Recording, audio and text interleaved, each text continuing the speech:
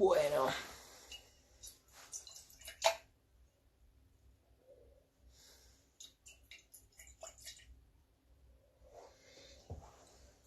bueno, ¿qué tal? ¿Cómo estáis por ahí? Muy buenas, chicos. Bienvenidos. Mirad, ya tenemos por aquí a nuestro invitado. Hoy sí que estamos como en casa, pero bueno, no sé, la mayoría yo creo que ya lo conocéis. Eh, pero bueno. Hey, Raúl, Manu, ¿me ves? Hola. ¿me escuchas bien? A ver si te puedes subir un poquillo para arriba, que no te veo bien. Ah, Vale. ¿Ahí? ahí estamos, ahí estamos. Vale. Yo no me veo, o sea, pues, normalmente ¿tú te ves aquí? No. No. Sí, yo ahora sí, yo a los dos. Ah, yo a mí no me veo todavía. Bueno, no sé, ya apareceré, ¿no? Puede ser, sí. O te ves en la parte de arriba, ahora mismo no. ¿Verdad? Ahora no, ahora veo la otra parte de la cámara. Ahí sí que ¿Ahí te, bien? Vale. sí, ahí sí que te vemos. Vale, ni idea. Hola, hola. Vale.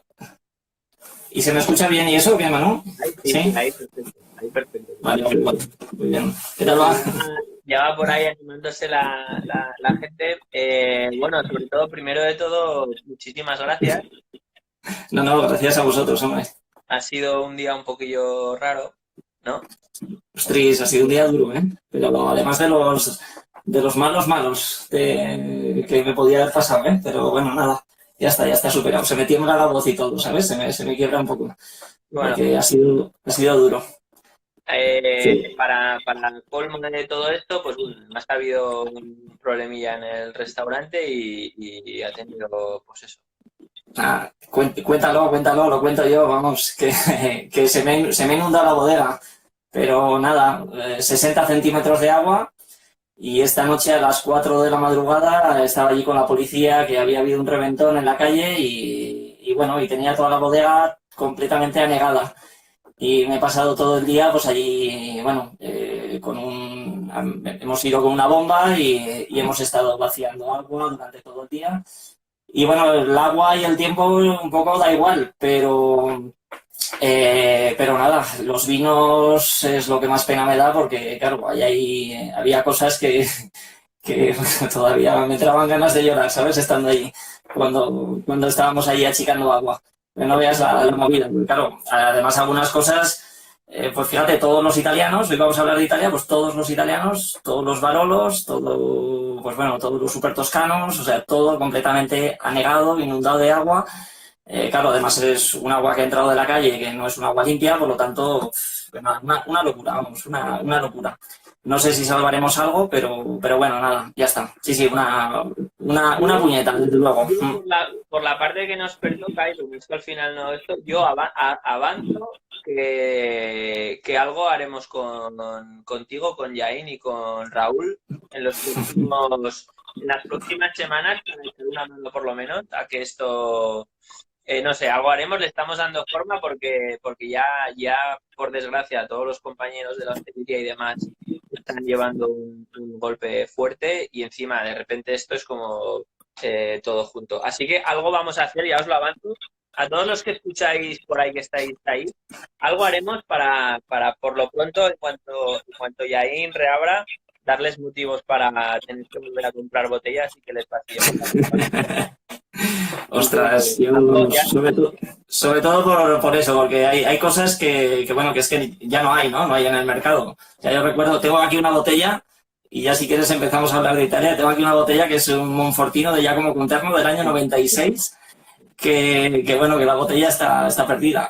O sea, que se la ha llevado el agua, ¿no? Entonces ha sido una locura, una ya locura. O esto, sea, esto y he visto también varios contrachés por ahí, botellas chulas viejas de... sí, sí, sí.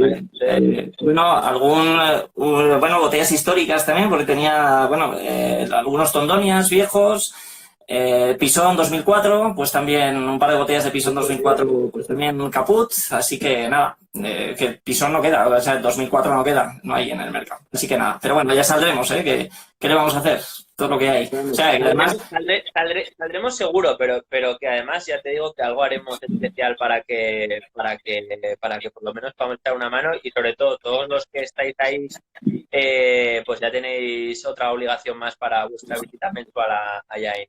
Ya ves. Qué bueno. Bueno, Bueno, ¿qué tal? Bueno, dicho esto y un poco dándonos otro motivo para seguir un poco con la cabeza en alto y teniendo encima ejemplos como Raúl, que están ahí peleando y que siguen peleando y que da gusto verlos, pues eso, al final no queda más que seguir para adelante y seguir dando motivos, ¿no? Para seguir adelante. vale, yo sobre todo pienso una cosa, Manu, que esto, lo que se solucione con obra o con, yo qué sé, con dinero, poco problema, ¿eh? Hay cosas más duras en la vida, hay cosas que no se pueden solucionar. Y esto ya saldremos, ¿eh? O sea, que la pérdida es, pero bueno, ya está, ¿eh? O sea, eso y lo que pasa es que hoy tengo el bajón de tener la imagen de eso, de las 4 de la mañana, ver la bodega inundada. Pero bueno, luego ya está, ¿eh? O sea, que ya se pasa y fiesta y mañana más, ¿eh? Y aún te agradecemos más por eso, que eches hoy un vídeo con nosotros. Venga.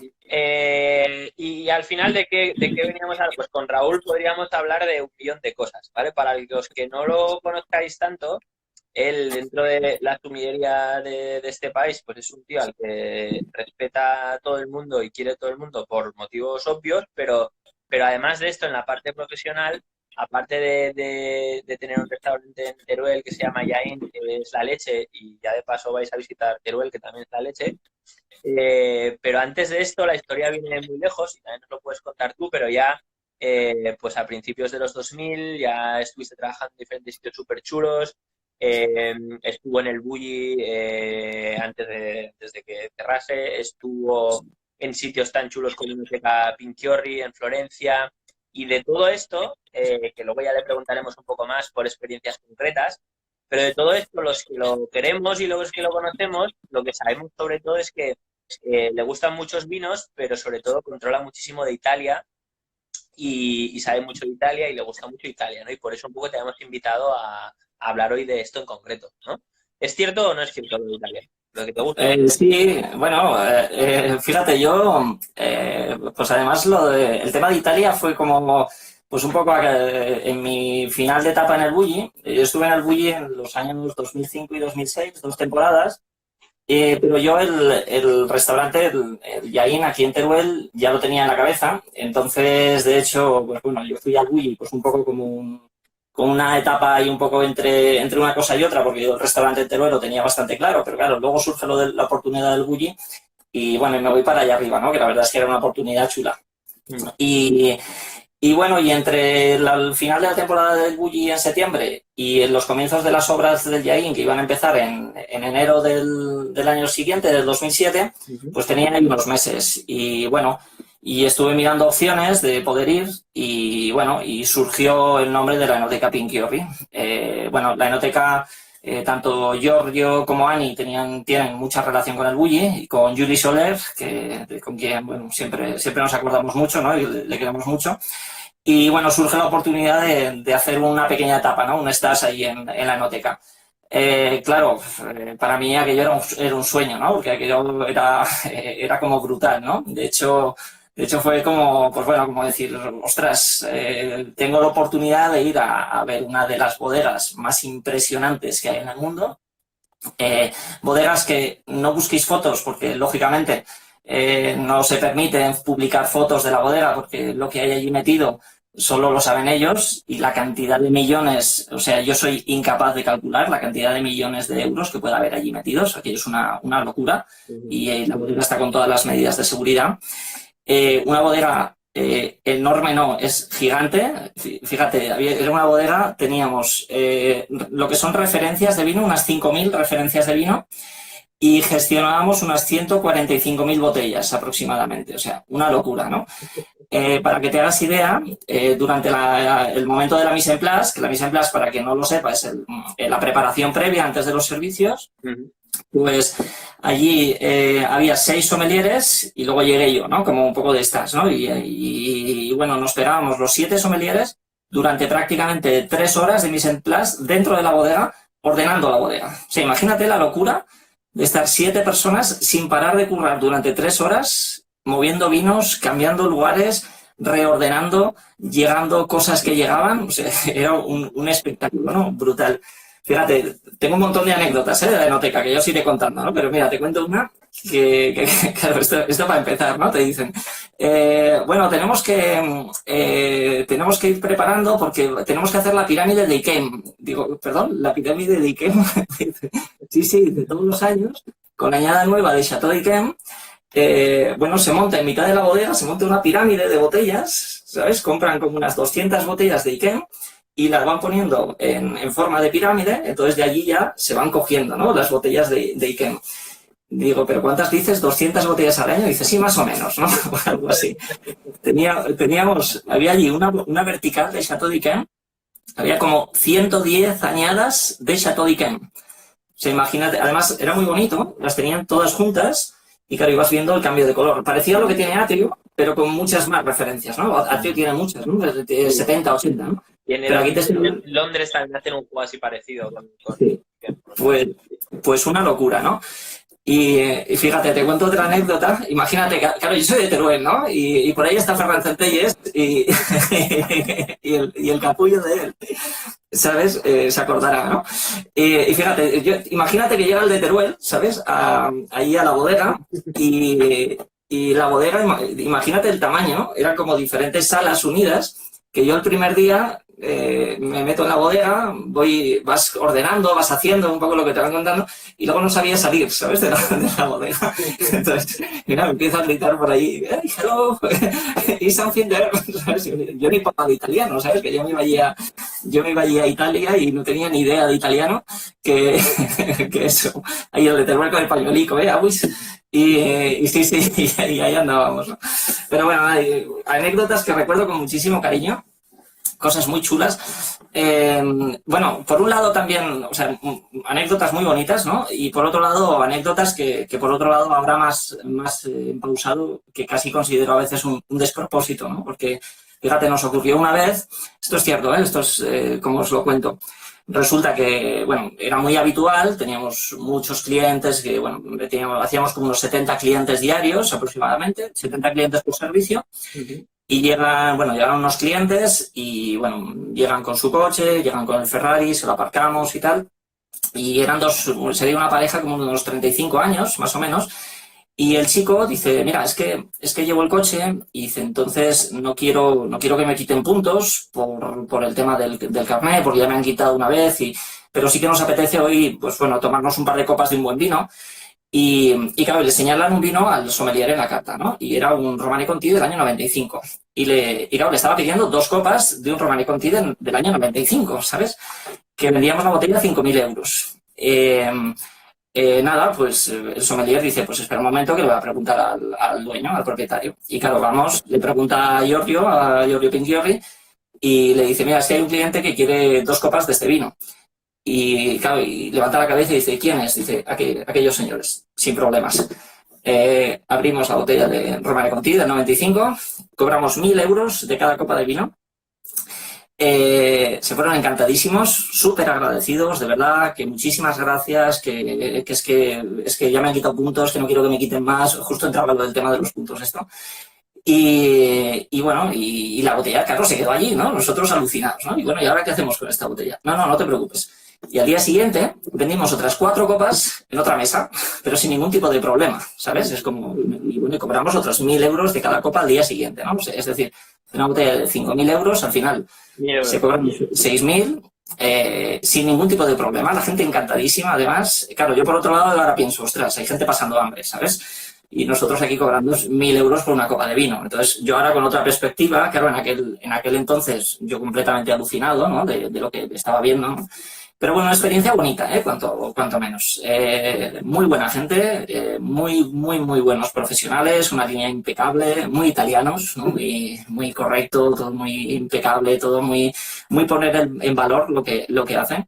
Y eso lo hacía muy bien Giorgio. Giorgio era bueno, es un tipo increíble, porque, bueno, sabía poner muy bien en valor, ¿no? A las personas y al lugar y lo que tenían delante, ¿no? Y aquello era increíble, ¿no? Era una experiencia muy bonita, ¿no? Qué guay. Sí. Son de esas cosas que a veces también la gente lo ve como algo, joder, pero es que ir a un sitio así tal y me va a gastar un dinero. pero sí que es cierto que dentro de la parte profesional, hostia, el ver esos templos también desde fuera, incluso como comensal o ir allí, probar alguna cosa tal, son sitios donde ves cómo se trabaja y hostia, y es precioso también, es muy bonito, ¿no? Al que le gusta. Sí, nada, además, fíjate, este sitio, la Enoteca Pinchiorri, que Antonio me pregunta por ahí de qué lugar hablo, se encuentra en el centro de Florencia, que además Florencia a mí me parece una de las ciudades, bueno, a nivel cultural de las más ricas y aparte una de las ciudades más bonitas, ¿no? Del mundo. Me parece, por lo menos más bonitas de Europa, ¿no? Me parece preciosa, ¿no? Mira, yo y aparte, un ambiente súper bonito. He traído, y que nos sirve para empezar a hablar de alguna cosa un poco marciana de Italia, he traído una cosa que compré en Florencia precisamente este año en verano, que es un vermentino nero. Vale. Lo que pretendíamos un poco destacarla hoy de Italia con Raúl, aprovechando que lo tenemos aquí, no era hacer un dibujo de Italia estrictamente, pues el ABC de Italia, ¿no? Lo que hay que saber de Italia, sino un poco más Italia dentro del mundo del vino y de la sumillería, vista desde aquí en España, es un país como que da mucho miedo, ¿no? Como que son muchos nombres, muchas variedades, muchas zonas, tal, y se ve siempre con mucho miedo. Pero tú el otro día me hacías una reflexión muy chula de Italia, ¿no? De cómo ves Italia o cómo empiezas a explicar Italia a la gente. Vale, yo normalmente, claro, cuando hablamos de Italia, siempre intento comentar a la gente que reseteen todo lo que saben, ¿no? Porque, claro, Italia se rige por unas leyes, digamos, hay una legislación en Italia a nivel vinícola que es única en el mundo y aparte también muchas veces nos centramos, o sea, siempre les digo que tengan un poco más de perspectiva a la hora de ver. Es decir, fíjate, muchas veces nos centramos en que, bueno, yo quiero conocer Italia. A mí me pasaba mucho cuando estudiaba Australia, ¿no? Siempre focalizaba en que, bueno, Australia es que es un país. Ostras, Australia, si lo colocas el mapa justo encima de Europa, es como toda Europa, ¿no? Australia no es un país. Son muchos países dentro de uno, ¿no? Entonces, Italia, a mí me ocurre casi algo parecido. Italia hay tal variedad de vinos, hay tantas zonas, son 20 regiones vinícolas, pero es que cada una, o sea, son 20 provincias, pero cada una de las 20 provincias son al mismo tiempo, tiene una zona, es una zona vinícola, y dentro de esa zona vinícola hay un montón de denominaciones de orígenes diferentes, ¿no? Entonces, lo que les suelo decir es, primero, mira desde arriba para poder entender todo lo que es el conjunto y ver un poco lo que es la orografía de Italia, la latitud, dónde está ubicado, cómo está limitado al norte por los Alpes, en el sur hay varios volcanes, los Apeninos que cruzan un poco en el medio y el gran valle del río Po, ¿no? que es lo que hay. Entonces, míralo desde arriba, piensa que Italia está completamente rodeada de mar, el mar es el mar Mediterráneo, es un mar cálido y aparte, por lo tanto, va a tener bastante influencia en lo que son las zonas más cercanas a la costa, pero sobre todo que piensen que a nivel de norte a sur, Italia es un país tan largo como España, 1000 y pico kilómetros, pero a nivel de este a oeste apenas que hay 200 kilómetros. Es decir, es que es casi como bajar de Teruel a Valencia o subir de Teruel a Zaragoza, ¿no? Es casi como ir de Teruel a Zaragoza, ¿no? O un poquito más. Llegar hasta Huesca. Entonces, realmente no hay tanta anchura. Por lo tanto, lo que es la influencia marítima es muy grande en muchas zonas, ¿no? ¿Qué ocurre con esto? Bueno, el Mediterráneo lo que va a hacer, sobre todo, es una labor de hacer el clima más templado en la mayoría de regiones. Pero al mismo tiempo va a hacer que esa influencia marítima, cuando bajas al mar, la brisa marítima no haces que no sientas tanto el calor. Entonces a la uva también le ocurre. Por lo tanto, esa influencia marítima es muy importante en prácticamente toda Italia. Entonces, una vez entendemos esto, y donde menos influencia tiene, digamos que es más en el norte, ya de encima del valle del río Po hacia arriba, es donde menos influencia marítima hay, pero todo lo demás mucha. Incluso todavía es mucho más acentuada cuando estamos justo pegado al mar o nos metemos 60 kilómetros adentro, que sigue estando esa influencia marítima, pero con menos humedad, ¿no? Entonces, una vez tienes esa visión general y luego miras que cuanto más al interior nos vamos, también va a haber un poquito más de altitud, y que cuanto más altitud tienes, más frescura, entonces empiezas a entender un poco todo, sabiendo que cuando estamos horas de sol hay muchas, ¿vale? Porque es un país mediterráneo, hay muchas horas de sol. Más cerca del mar atemperamos ese clima, por lo tanto no va a haber vinos excesivamente, digamos, golosos ni excesivamente concentrados, y por lo tanto vamos a obtener ese carácter de viejo mundo que realmente se obtiene en otros países, incluido España, y se mira mucho en Europa. Y luego, por otro lado, cuanto más al norte nos vayamos, nos vamos a encontrar más influencia, sobre todo más cercanos a los Alpes, más influencia de variedades blancas o de tintas que requieran un clima frío, puede ser la Grain o los Nebbiolo, ¿vale? Y cuando vamos un poquito más al sur, cualquier variedad tinta nos va a dar un vino en condiciones y un vino súper rico. Luego, aparte, también tenemos que entender de Italia es que Italia tiene una grandísima cantidad de variedades autóctonas. Y de hecho, claro, si conocéis a cualquier italiano, todos los italianos os van a decir que lo suyo es lo mejor. Es decir, el aceite de oliva de Italia es el mejor. El vino de Italia, por supuesto, es el mejor. Pero es que los coches de Italia son los mejores. Y es que, claro, los italianos defienden mucho lo suyo, ¿no? Entonces, con las variedades de uva también ocurre esto. Es decir, ellos potencian mucho sus variedades de uva en detrimento a variedades foráneas, ¿no? De hecho, son bastante reacios a variedades de fuera salvando cosas muy concretas que ahí se pueden enumerar con los dedos de una mano, ¿no? Que son como muy concretas. Y que casi cuando las introducen, dicen que aquello es un sacrilegio, ¿no? Y casi le llaman herejía, ¿no? Cuando tienes el ejemplo de los super toscanos, ¿no? Ostras, ¿quién hace aquí meter una Cabernet en la Toscana, ¿no? Es una locura, ¿no? Pues esto es. Nos empiezan a preguntar cosillas por ahí y yo os voy a contar un poco dos cosas. Primero, habíamos elegido en el día de hoy, queríamos hablar de cosas un poco diferentes de Italia, ¿no? Y que un poco Raúl nos dice su perspectiva, pero también queríamos aprovechar para dar a conocer una de las cosas entre las 1.000 millones de opciones que habría en Italia, que nos parecen y que nos encantan a los dos. En este caso son marsalas, ¿vale? Que nos preguntabais por ahí y que estábamos bebiendo. Pues bueno, habíamos elegido marsalas de Marco de Bartoli, Miche di Oro, que es una versión un poquito más joven de 5 años, y su 10 años, ¿vale? Para los que preguntabais por ahí. Luego ya hablaremos un poquillo más del vino. Pero ya preguntaban por ahí, por ejemplo, ya están nombrando cosas de las que nos gustan mucho a los dos, y una sobre todo que es un fetiche para ti y que a mí también me flipa. Estaban hablando, por ejemplo, ya por ahí algo de Campania, y hablaban, por ejemplo, hay algo que nos abre también otro discurso diferente, que es, hablan por ahí, por ejemplo, del Atimorasso como variedad, ¿vale? Una cosa que me parece súper chula y que lo bonito de Italia es que al final, incluso dentro del Piamonte, dentro de las regiones que más o menos mejor conocemos como sumilleres, incluso en las que mejor conocemos, hay un montón de cosas que hasta que no pasas por allí o alguien te cuenta tal, ni siquiera había escuchado hablar de ellas, ¿no? Para mucha gente igual la Timorasso, pero es una variedad que no le suena mucho y es un blanco chulo en la zona del Piamonte.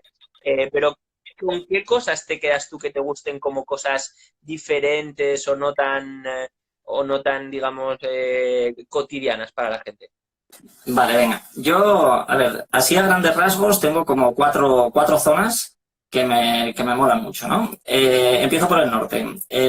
Para mí el Alto Adige, yo soy súper fan del Alto Adige. Y de hecho, bueno, estando en Italia, hicimos un viaje con el restaurante, hicimos un viaje a Merano y a Bolzano.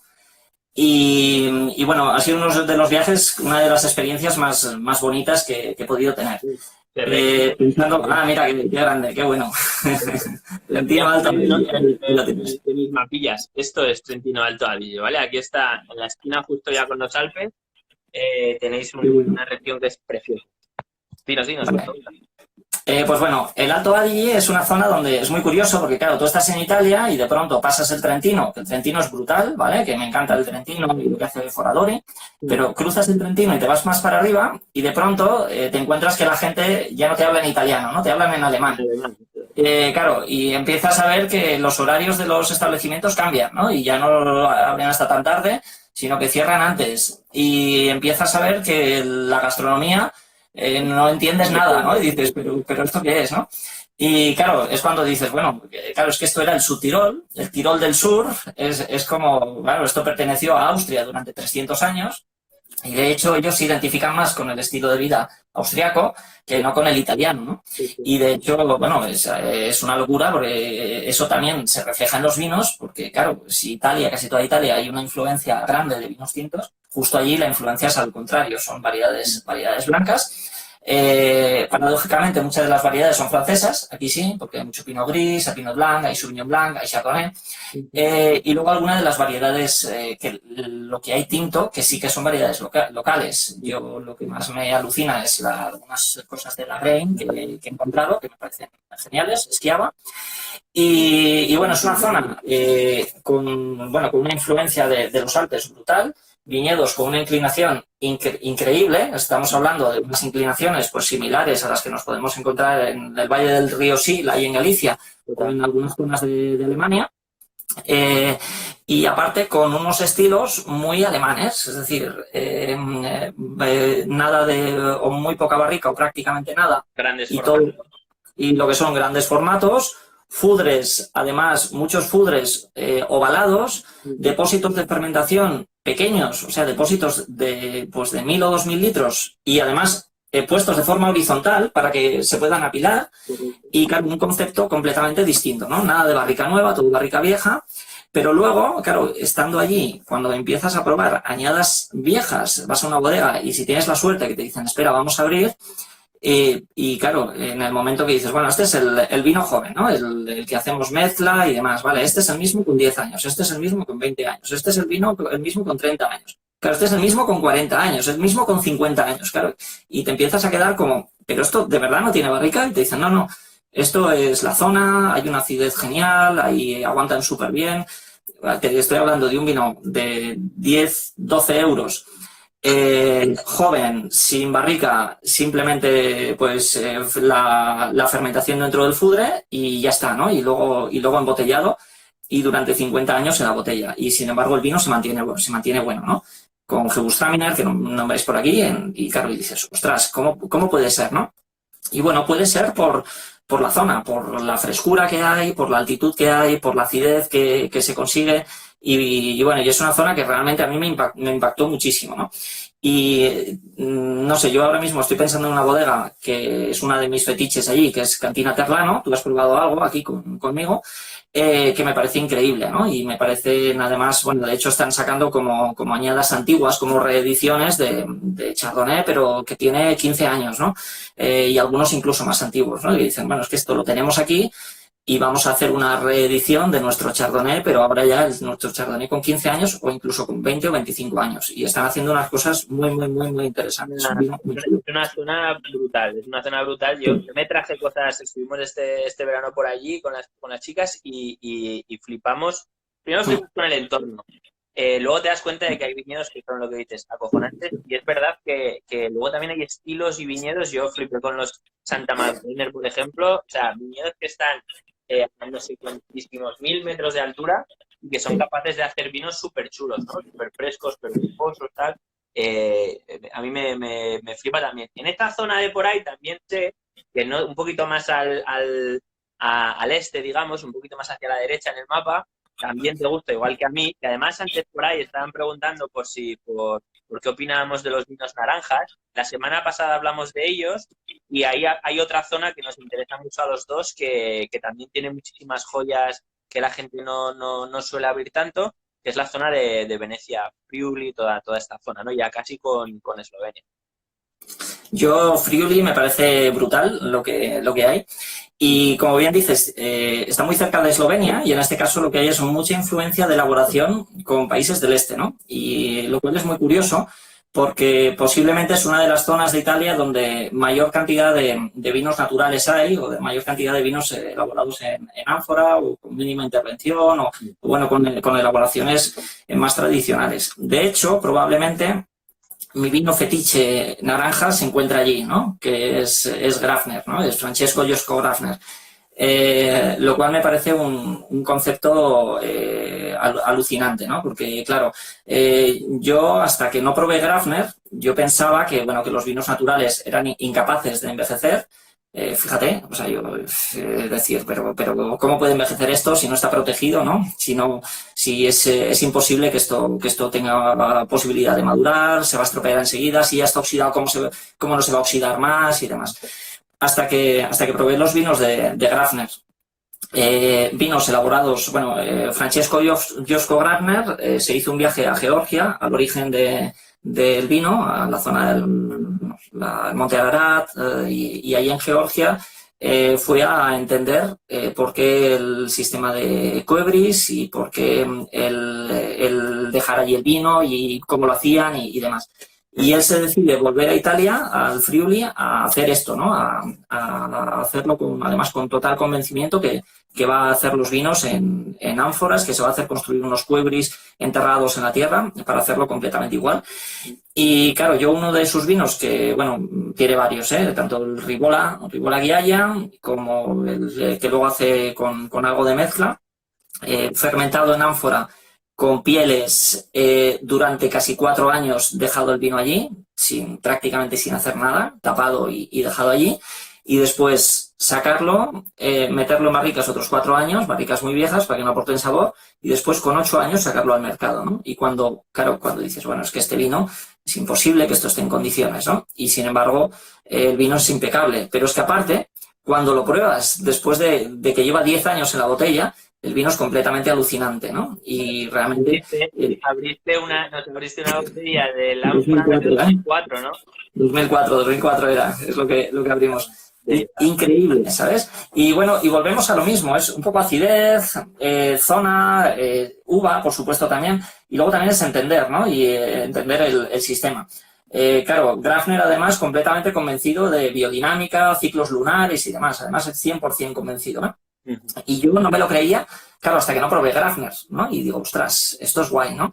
Y muy chulo también los picolit. ¿Alguien lo habéis nombrado por aquí? Los picolit que son dulces, normalmente se elaboran dulces con los picolit. Y Grafner tiene un picolit también brutal, que quizá es uno de sus vinos menos conocidos, pero tiene un picolit que es increíble, es impresionante.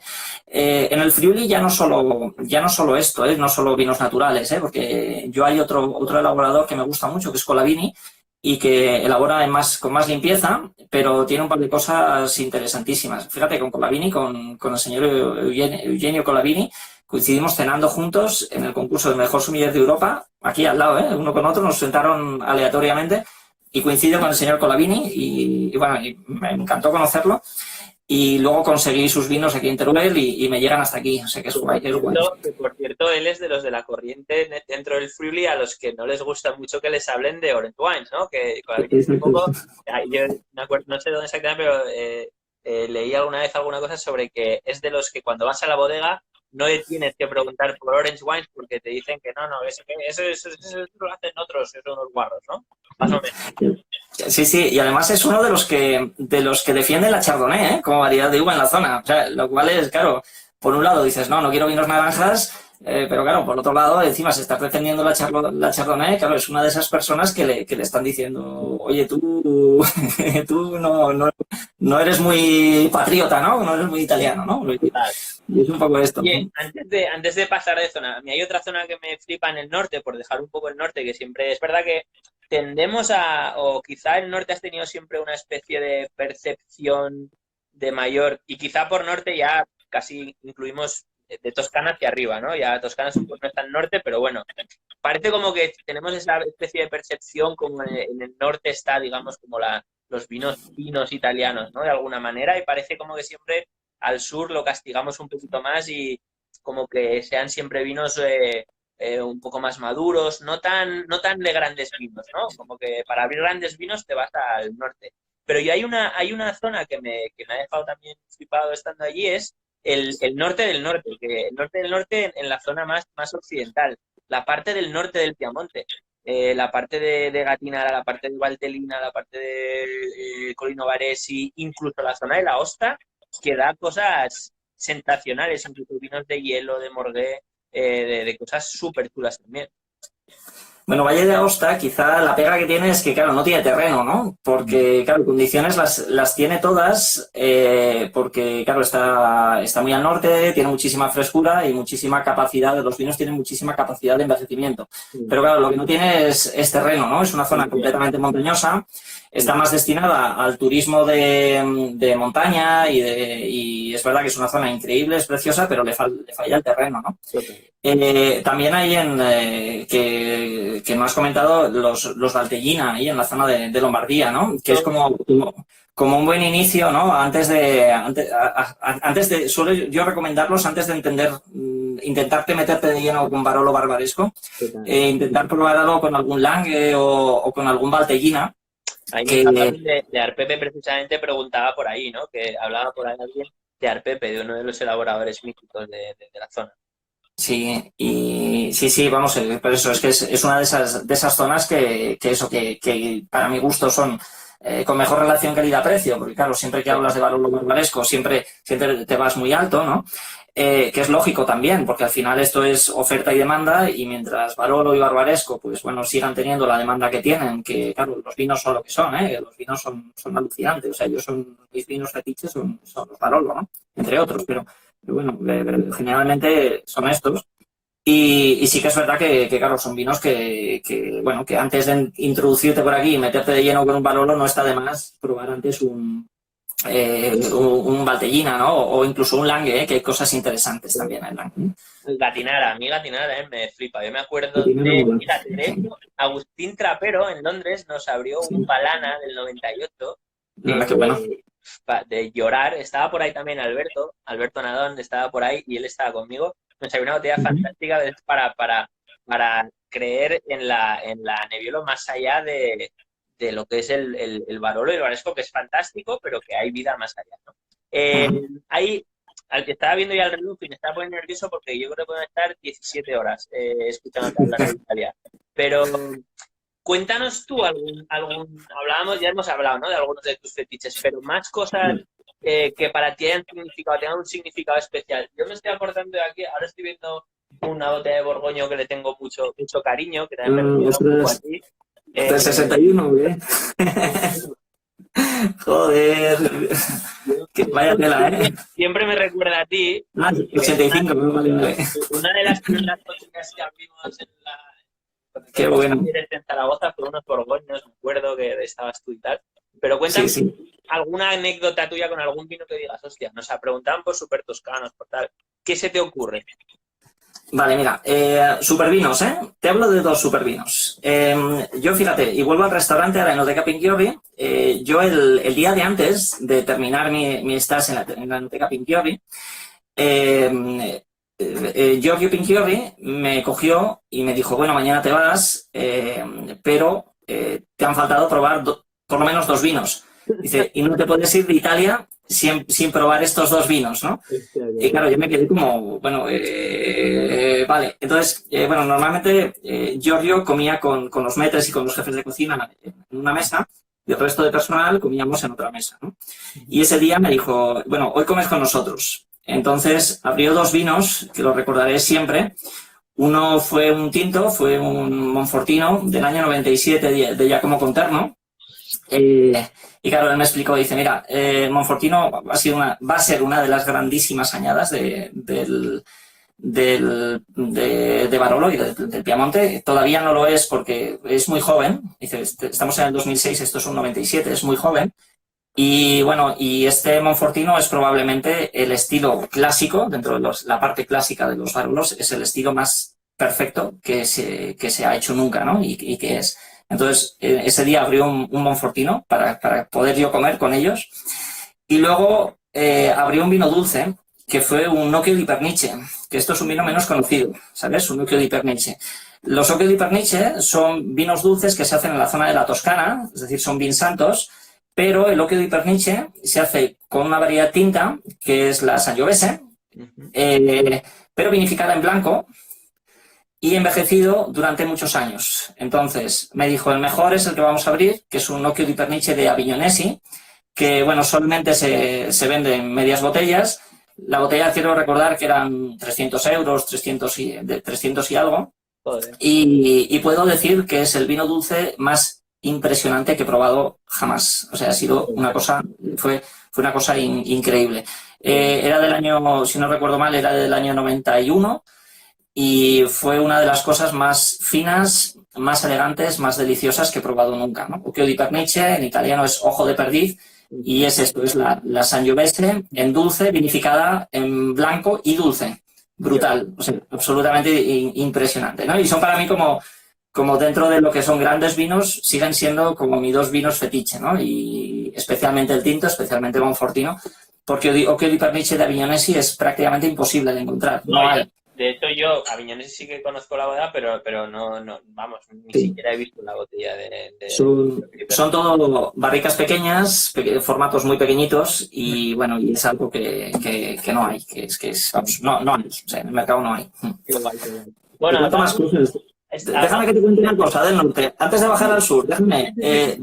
Véneto, no quiero entrar en Amarones, ¿vale? Ni Valpolicella, pero me gustaría entrar en Soave. Soy súper fan de los Garganera blancos, del Soave. Creo que están súper desprestigiados. total. Y creo que hay unas cosas súper interesantes. Vinos muy poco conocidos y brutales. Y hay otro problema con Soave, nosotros aquí en España no tanto, pero yo me acuerdo que trabajando en Escandinavia sí que se bebe mogollón de Soave fuera en todos lados, en mercado anglosajón, en Escandinavia, tal, se bebe un montón de Soave. Y es verdad que se me viene en la cabeza siempre como los Soaves más industriales, más grandes y tal, es lo que se ve en cualquier bar a vinos, vinos a copas y tal, siempre hay Soaves, pero es verdad que a veces no de tanta calidad, ¿no? Pero hay hoy en día un montón de productores pequeños que también hacen Soaves súper chulos, no tan industriales, digamos, más levadura no seleccionada, digamos, y perfiles de Garganega súper chulos. Total. Ahora es verdad que la distribución y lo que llega a priori a la gente, sí que es verdad que es difícil buscar las cosas un poquito más duras. Sí, cuesta. Piero Pan, quedaros con Piero Pan, Leonildo Piero Pan. Genial, ¿eh? Brutal. Además, con cosas en cemento, con barrica de castaño, muy chulas. Muy bueno. Vale, ¿nos vamos al sur o qué? Va. Vamos al sur o entre medio, porque a mí hay una cosa que sí me ha hecho mucho gracia, que es que cuando estudiamos o cuando intentas conocer un poco, perdón, por ser tan cutre como siempre, pero a mí me sirve. Normalmente cuando estudiamos y cuando abrimos botellas y tal, nos quedamos como muy por aquí, por el norte, a conocer esto, ¿no? Y luego, Toscana, por supuesto, y luego nos venimos mucho a Sicilia y tal. Y nos dejamos siempre esta parte de Italia, ¿no? Como olvidada en la nada, desde los Abruzzos a Lazio y sobre todo a Campania, ¿no? Y en Campania, por ejemplo, hay otro de los productores que a mí me hizo especial ilusión, por ejemplo, abrir una botella contigo en Jaén hace poco, que es muy complicado de encontrar. Marisa Cuomo. Bueno, Marisa Cuomo es imposible. Es como bien dices, es súper complicado de encontrar. Yo creo que me he pasado 4 años buscando esas botellas que conseguimos. Y porque, claro, las producciones son pequeñísimas y, claro, no hay.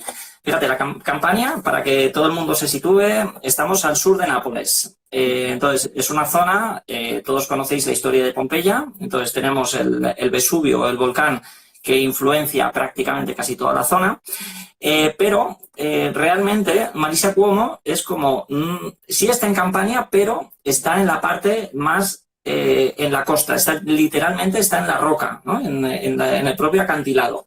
Entonces, claro, es Campania, pero es como una zona especial de Campania, ¿no? Y lo que hace Marisa Cuomo, hay una influencia del suelo increíble. Pensando también que esto sí que es viticultura heroica. Yo he visto raíces que literalmente atraviesan la roca y de hecho salen por el acantilado, ¿vale? Es decir, la raíz de las propias viñas que atraviesan y se van por el acantilado y no encuentran sitio.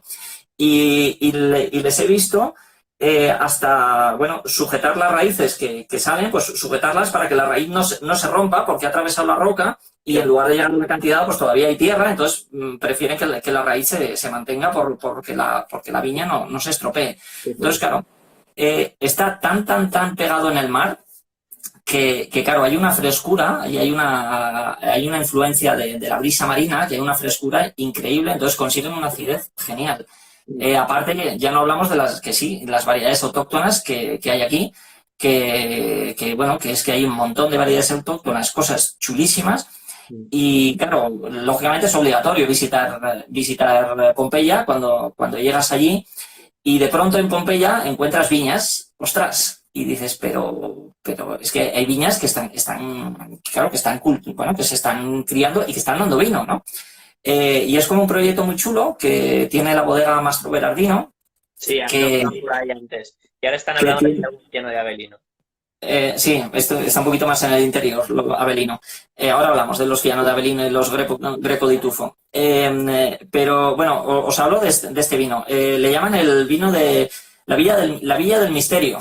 Y es un vino que hace Mastro Berardino con 7.000 cepas que literalmente están dentro del recinto de Pompeya y que, bueno, Pompeya, por desgracia, ha enseñado muchas cosas de muchas facetas de la vida, pero incluido también de la viña.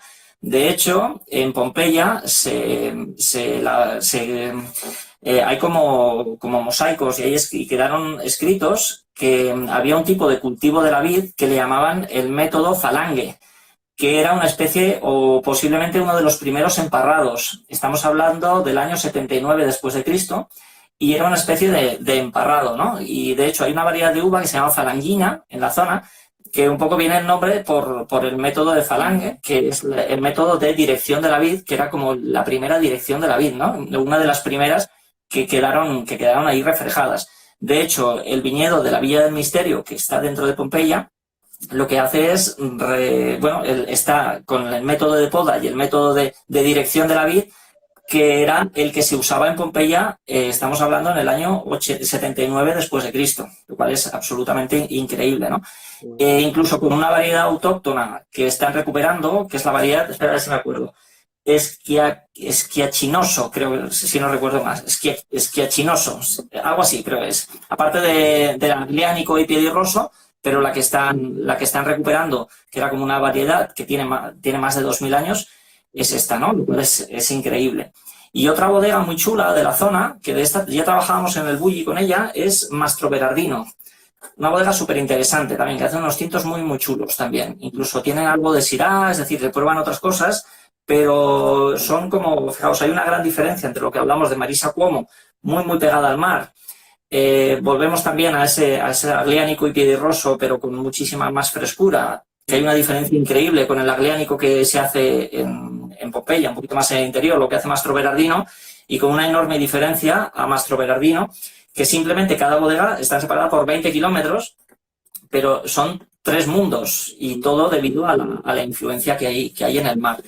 El que probasteis, Fiorduba, son 3 variedades, son Fenile, Ginestra y Ripoli, si no recuerdo mal, lo que probasteis. Y bueno, un vino muy chulo. Además, ahí aparece Fer, que también. Sí, el chiachinoso, aquí me lo habéis puesto, eso es, sí, qué grande sois.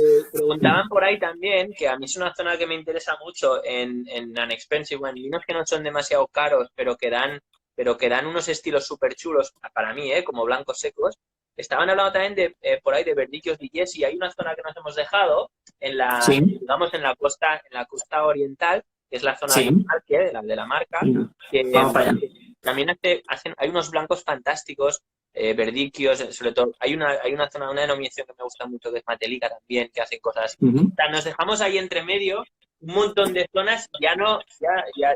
Vamos, si hablamos de Abruzos, por ejemplo, pues que es Claro, uno de los grandes países, pues fijaos lo que nos estamos dejando ahí. Pero se nos va el tiempo y no nos da para más. Vamos a llegar al sur, por lo menos, a decir algo. Venga, que no llegamos. Venga, vale, llegamos, ¿vamos directos aquí o qué? Vamos a Marcelo, directos. Venga, va. Es una de las cosas que a mí particularmente me emociona en Sicilia. Para mí hay 2 cosas súper interesantes de Sicilia. Primero, el hecho de que sea una isla per se ya es una cosa chula, que antes tú también me dijiste que también te gustaba mucho Sardeña, que también hay cosas súper singulares en Sardeña, vinos con crianza, cosas un poco ya diferentes, singulares, pero en Sicilia, por ejemplo, tenemos otro microuniverso en una isla. Tenemos desde un volcán con viñedos a unas alturas, con piñas nevadas en la zona de Contrada Norte, hasta lo que estamos probando en el otro extremo de la isla, en el extremo más occidental, en la zona de Marsala, haciendo cosas impresionantes, ya no solo en estilos secos, tranquilos de blancos y tintos, sino en dulces para mí súper singulares y súper especiales. Y esto que es una cosa que la gente no conoce mucho, que es el mundo del Marsala, ¿no? Que si quieres, danos aunque sea alguna nota sobre qué es esto del Marsala. Vale, venga. Marsala, nos ponemos en situación. Marsala son vinos fortificados. Y de hecho son vinos que, bueno, que fueron muy famosos durante la época de la parte posterior al descubrimiento de América, que se hicieron muchísimos viajes, y al igual que Jerez, o al igual que Oporto, o al igual que Madeira, fueron los vinos que se llevaban a estos viajes, pensando en que, claro, es que estos son los vinos que tenían capacidad de soportar viajes de 2 meses de ida y 2 meses de vuelta, ¿no? Entonces eran aquellos vinos que tenían capacidad y que no se estropeasen durante el viaje. Entonces tenemos vinos fortificados. A nivel estilos hay de todo, ¿eh? Yo he visto marsalas un poco de muchos tipos. Actualmente la denominación de origen está yendo hacia vinos más elegantes, más finos, más cuidados, menos mezclas y menos añadidos, porque antes, vamos, había algunos que se añadía huevos, hacía muchísimas barbaridades, ¿no? Y ahora cada vez vinos más finos. Un poco de todos los niveles, pensemos que se pueden hacer tanto uva blanca como uvas tintas, variedades autóctonas, y ya diferentes estilos en función del tipo de envejecimiento, en función de si son añadas o si son sistemas de soleras y criaderas, en función de si tenemos uva blanca, uva tinta, y en función también de si lleva mosto añadido o mosto cotto, que le llaman, mosto cocido, o no lo lleva. Y a partir de aquí se amplía un abanico de posibilidades prácticamente tan grande o más que puede tener Jerez, o que puede tener Oporto o Madeira, ¿no? Entonces hay un montón de estilos. De hecho, lo que estamos probando, que es Marco de Bartoli como familia, tiene una cosa chula, que es precisamente lo que dices, ¿no? Que ellos han intentado siempre separar un poco, y para ellos el máximo exponente de Sicilia y de Marsala es uno de sus patrimonios, que es una de sus variedades, que es la Grillo, ¿no? Y de hecho, lo que estamos probando, estos dos Marsalas, la diferencia entre los dos es que primero hay un estilo un poquito más seco y luego un poquito más dulce. El 10 años, que es el que os recomiendo catar antes, y a los que tenéis alguno o los dos, es un estilo más que te puede recordar más a algunos de los generosos de estilos más secos, digamos, más finos, un poquito incluso más salados.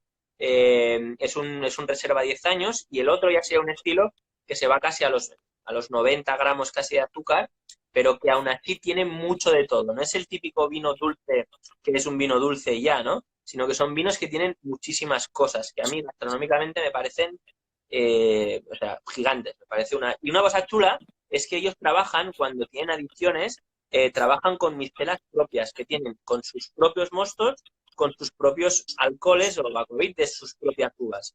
Precisamente va a lo mismo, ¿no? En Marco de Bartoli, en la familia, son muy de intentar no mezclar, no hacer adiciones, no añadir cosas de fuera, y que intentar tener una identidad como muy propia, ¿no? Que es lo chulo. Sí, fíjate, yo hace tiempo, pero bueno, siempre, hacía tiempo que no probaba esto, pero bueno, ahora volviendo a recordar, estaba dando de vueltas y digo, bueno, ¿cómo puedes explicar esto a la gente, no? Y fíjate, yo de los dos que tenemos, el estilo oro, que es el de 5 años, hay gente por ahí que dice, me recuerdan a un cream.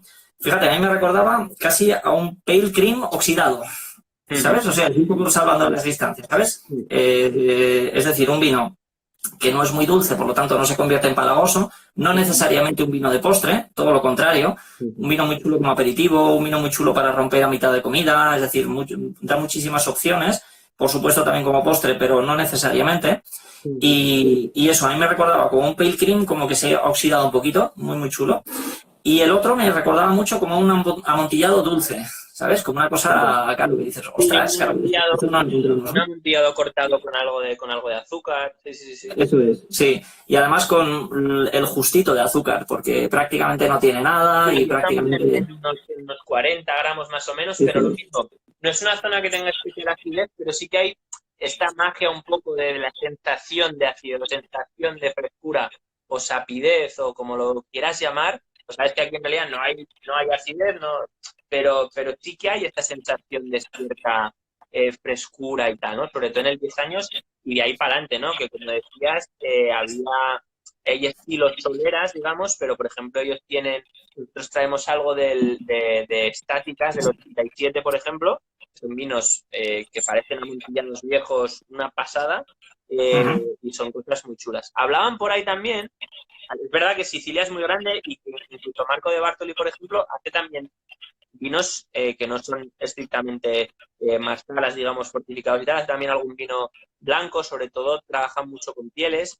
Y luego otro estilo que no sé, para mí también me flipa son la parte de los dulces, ¿no? La parte de pantelería, que también me parece otra anécdota brutal y vinos súper, súper chulos. Pantelería, para quien no lo conozca, que busque la isla, porque claro, la isla es así, es minúscula. Y si alguna vez tenéis en las manos un pantelería, vais a alucinar. O sea, son unos moscato absolutamente deliciosos, finísimos, elegantísimos. Y cuando ves la isla, que es minúscula, dices, ostras, qué maravilla, ¿no? Poder encontrar en una isla que prácticamente es que no hay terreno, ¿no? Y que hagan esta maravilla. Bueno, pantelería, que además los viñedos son patrimonio de la humanidad, los viñedos de pantelería. Entonces, es una justificación, vinos súper, súper interesantes. Nos quedan como 3 o 4 minutos y, o sea, si tuviéramos que dar titulares de la gente, ¿cómo hacemos que la gente se meta más en Italia? Y a la gente que quizá no controla tanto, que son gente que le gusta abrir botellas en casa y tal y no son profesionales, y a los profesionales que le tienen mucho miedo, ¿no? ¿Cuál sería un poco tu titular o por dónde empezar o qué hacerle? Vale, mira, que piensen siempre que se van a llevar muchos fiascos y que les van a engañar, ¿vale? Eso que lo tengan claro, ¿eh? Que además que esto les va a ocurrir, sobre todo en las grandes zonas. O sea, tú llegas al Chianti, y a los más conocidos, ¿no? Llegas a Chianti y lo más probable es que tú digas, bueno, voy a comprar una botella de 50 o 60 euros y lo más probable es que te bebas una bazofia, ¿eh? Esto tenerlo claro.